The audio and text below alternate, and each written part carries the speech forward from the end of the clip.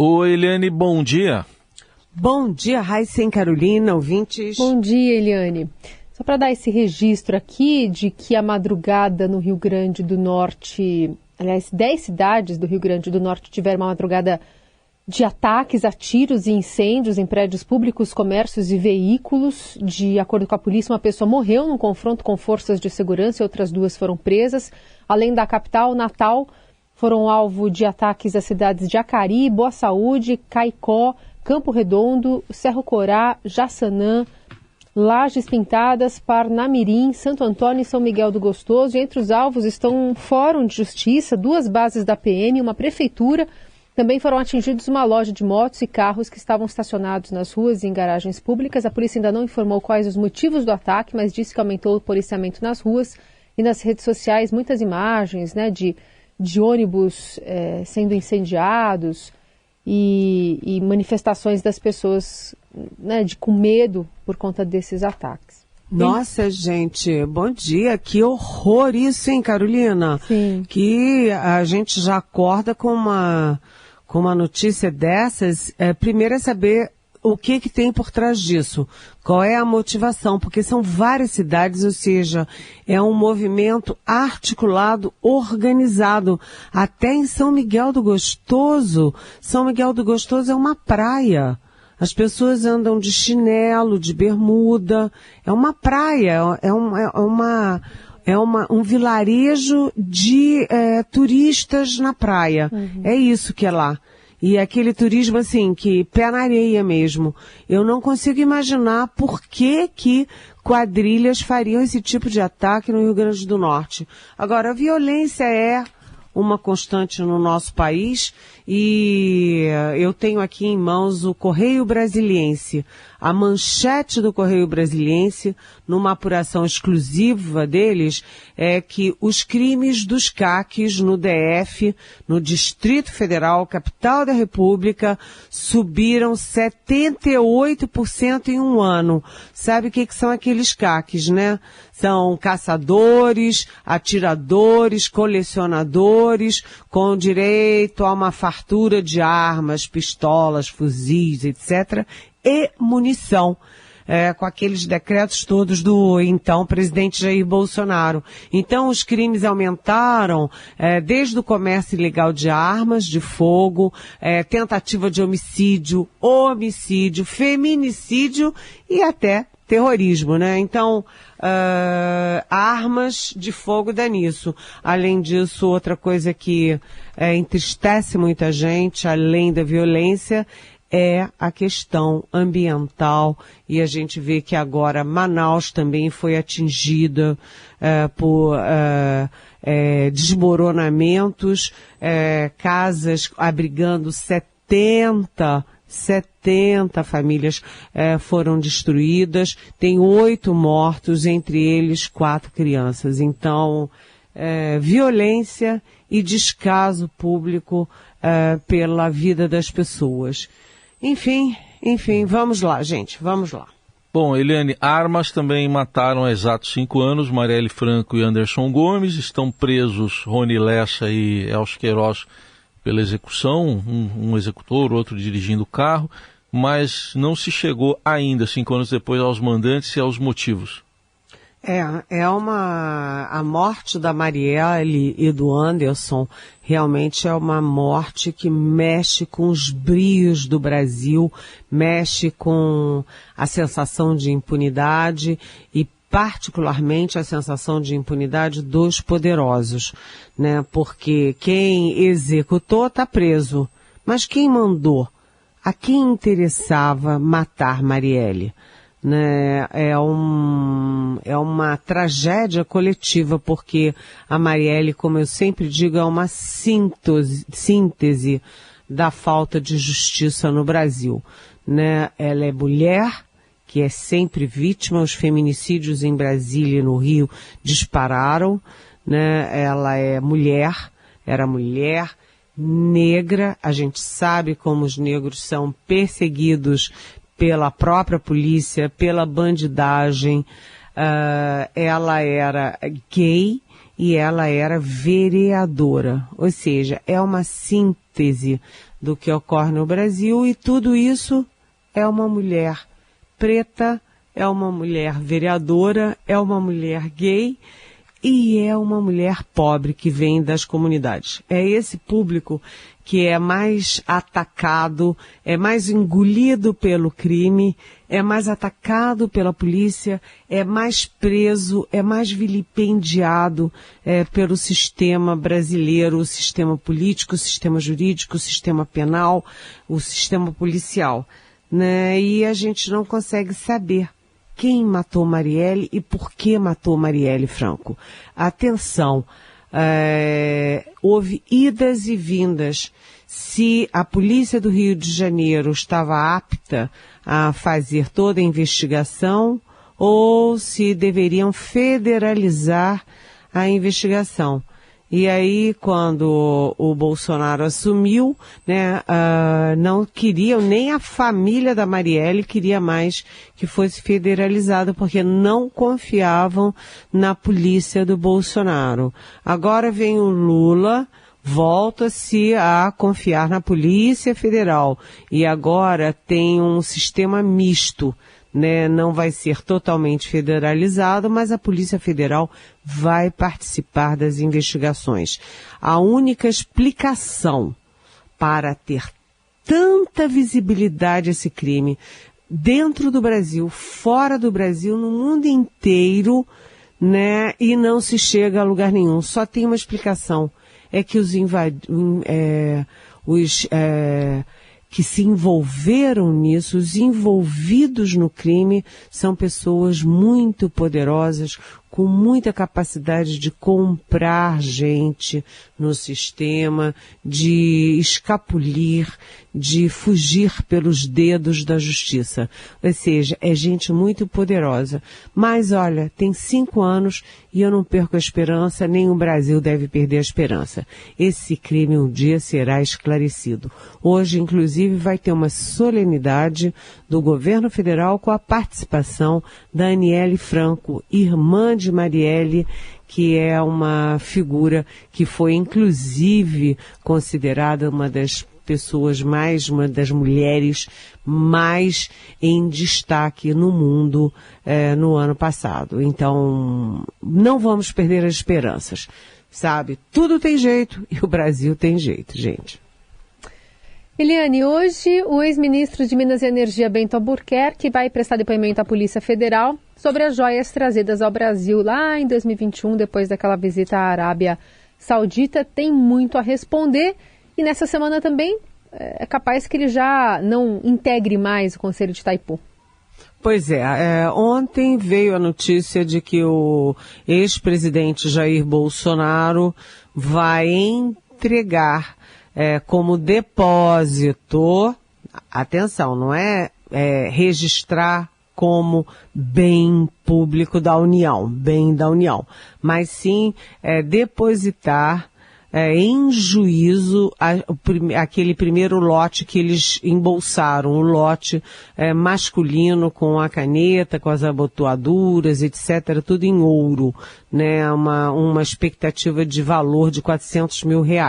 Então o Bolsonaro vai entregar isso e também já há notícia de que o Bolsonaro se dispõe a prestar esclarecimentos. Não se sabe quais. O que ele pode justificar desse tsunami de provas? É o caso aqui do almirante Bento Albuquerque, um homem que era muito respeitado, inclusive nessa área de minério, de petróleo e tudo, e que jogou a biografia dele fora. Imagina um almirante da Marinha Brasileira, mesmo aposentado, se dispor a trazer aquela fortuna toda. Bastava botar os olhos e dizer, olha, isso não é para mim, vocês, por favor, entreguem na embaixada, façam o que quiserem. Ele, além de se comprometer, ele comprometeu o tenente Soeiro, que estava com ele, que pôs na bagagem todas aquelas joias, estavam no nome do Soeiro. Imagina só a fria que esse tenente entrou. Então, o que tem a dizer o Bento Albuquerque? Nas entrevistas ele foi muito confuso. Ele dizia uma coisa, depois dizia outra. Lá tem uma fita gravada, né? Tem um vídeo dele dizendo que as joias eram para a Madame Michele Bolsonaro, que era para a primeira-dama. Né? Depois ele disse para o Estadão que era para a primeira-dama, sim. Depois ele disse que não era, não. Depois ele não sabia o que tinha dentro. Depois disse que sabia o que tinha dentro. O fato é o seguinte: a situação do Bento Albuquerque está muito complicada. E o que é mais importante a gente saber é se ele vai se complicar ainda mais ao depor formalmente, oficialmente na polícia, ou se ele vai contar toda a verdade e incriminar quem recebeu as joias. Até porque, assim como a gente pergunta quem matou Marielle Franco, a gente também se pergunta o tempo inteiro por que a Arábia Saudita deu um presentão de quase 17 milhões de reais para a família Bolsonaro. Em troca do quê? Isso não está claro. Quem sabe o Bento Albuquerque pode ajudar a esclarecer para salvar a biografia dele na história e na força naval que ele integrou por tanto tempo e de forma tão bonita. Agora, como Carolina disse, o cargo dele na Itaipu Binacional, um cargo de conselheiro com 34 mil reais de salário, né? Não é nem salário, é de bônus ou sei lá o quê. Esse já foi para as cucuias. Essa vaga ele já perdeu, assim como todos aqueles bolsonaristas, né? Você olha a lista ali, é um monte de ex-ministro bolsonarista, né? O ex-chanceler, o Marcos França, o próprio Almirante, que era ministro de Minas e Energia, e vai por aí afora. Agora, saem os ministros do Bolsonaro, entram os ministros do Lula, todos ganhando vamos dizer, um prolabore bem gorducho, né? Eliane, hoje Vera Rosa, nosso colega do Estadão, informa direto de Brasília que o governo do presidente Lula abriu a porteira do segundo escalão em troca de votos no Congresso. Vai passar a boiada principalmente do União Brasil e do MDB? Pois é. É isso, né? Abrir as porteiras. No governo Bolsonaro, abrir as porteiras significava liberar geral aí, destruir todo o arcabouço jurídico legal para impedir barbaridades no campo, né? Contra o meio ambiente, contra as populações, os povos originários. Agora, no governo Lula, abrir a porteira voltou a ser o velho toma lá da cá. Toma cargo daqui, toma cargo dali. O União Brasil e o MDB, que são partidos médios a grandes, eles têm uma importância enorme no Congresso Nacional, tanto no Senado quanto na Câmara, e eles estão bem abusados, né? Tem ministérios, né? A União Brasil tem 3 ministros, aliás, todos 3 dando dor de cabeça para o Lula o tempo inteiro, inclusive o Juscelino Filho, que todo mundo já sabe das peripécias dele via Estadão, né? O Estadão mostrou uma por uma. E o MDB, que também tem lá seus probleminhas, né? E aí, segundo a nossa Vera Rosa, colunista e repórter, coordenadora de política aqui de Brasília, grande jornalista e querida amiga, né? O Lula e, enfim, o governo decidiram abrir coisa pesada. Eu vou até ler aqui os cargos que ela enumerou. União Brasil, que é a fusão do DEM, do velho DEM, com o partido do Bolsonaro, o PSL, que elegeu o Bolsonaro em 2018, depois se livrou do Bolsonaro e o Bolsonaro se livrou dele. Mas eles estão com diretorias dos Correios, diretorias do FNDE, que é o Fundo Nacional de Desenvolvimento da Educação, do DENOX, que é o Departamento Nacional de Obras contra as Secas, e também com as presidências da Telebrás e da Codevasp. A Codevasp é aquela companhia do Vale do São Francisco, né? Telebrás é da área de comunicações.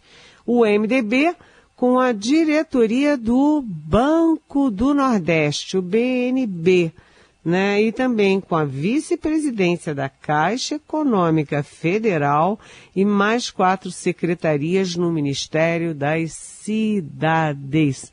Ou seja, não é pouca coisa não. Agora, se a gente for ver o orçamento desses órgãos todos, Correios, FNDE, DENOX, Codevasp, Telebrás, BNB, Caixa Econômica, Ministérios das Cidades, olha quanto isso não dá. É um toma lá, dá cá, pesado, pesadíssimo. Agora, isso vem depois também, não só da pressão e das ameaças que a União Brasil e o MDB fazem, né? A União Brasil, inclusive, assinando o pedido de abertura de uma CPI do golpe, que o Lula já disse publicamente que não quer. Além disso, também teve o alerta do presidente da Câmara, Arthur Lira. Né? Arthur Lira é do PP, mas avisou, olha, o governo Lula não tem maioria nem para projeto simples, quanto mais para emenda constitucional, que é o caso, por exemplo, da reforma tributária. Então, é o Lula se abrindo as porteiras e se abrindo para o pragmatismo, velho pragmatismo político. MDB, né, Eliane, que perdeu um quadro importante, o ex-ministro Eliseu Padilha. Aliás, tem diversos políticos usando as redes sociais para lamentar a morte dele ontem, aos 77 anos, na decorrência de um câncer de estômago.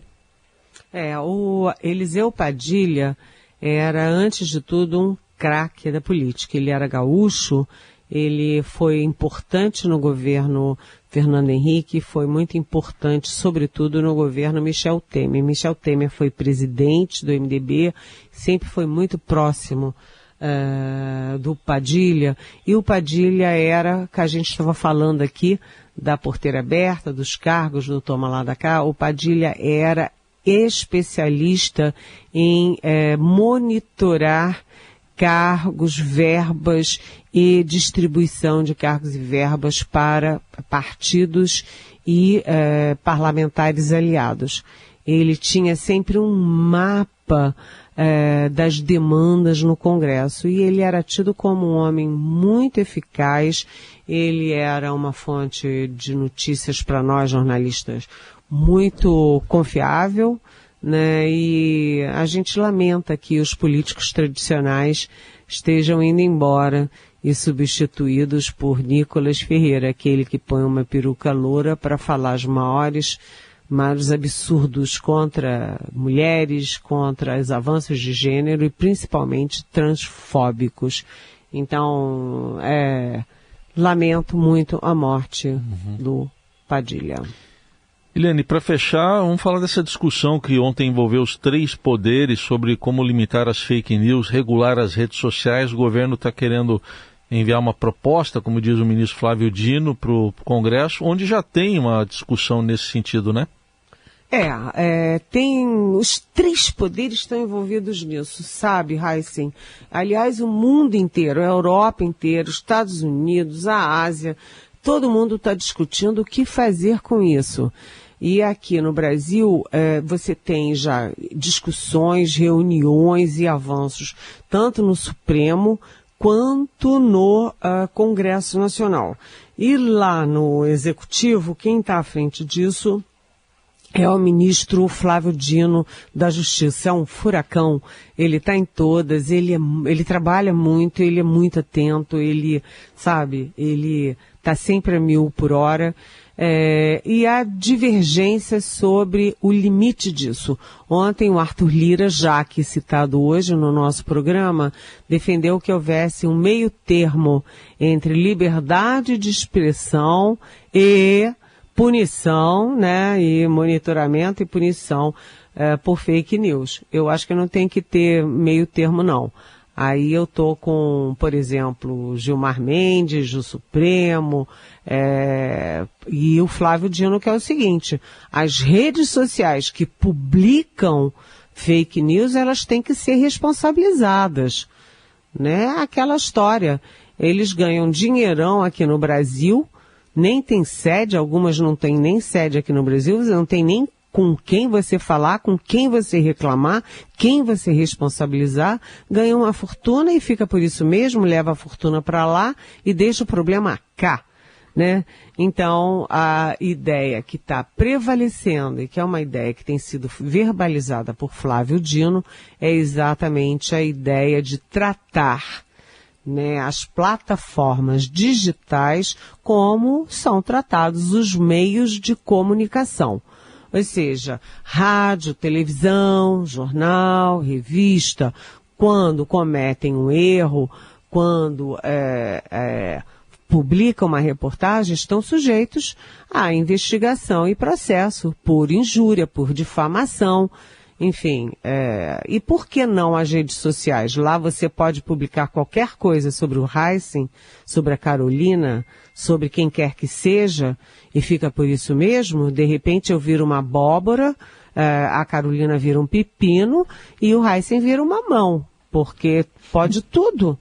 Então, eu acho que essa discussão é uma discussão que não é sim dos três poderes, envolve, é liderada pelos três poderes, mas precisa envolver a sociedade, porque liberdade de expressão não significa o direito de cometer crime em nome da democracia. A democracia não foi feita para facilitar os crimes, né? Ao contrário, foi feita para impedir os crimes. Então, acho que é uma bela discussão que a gente deve acompanhar com olho de lince.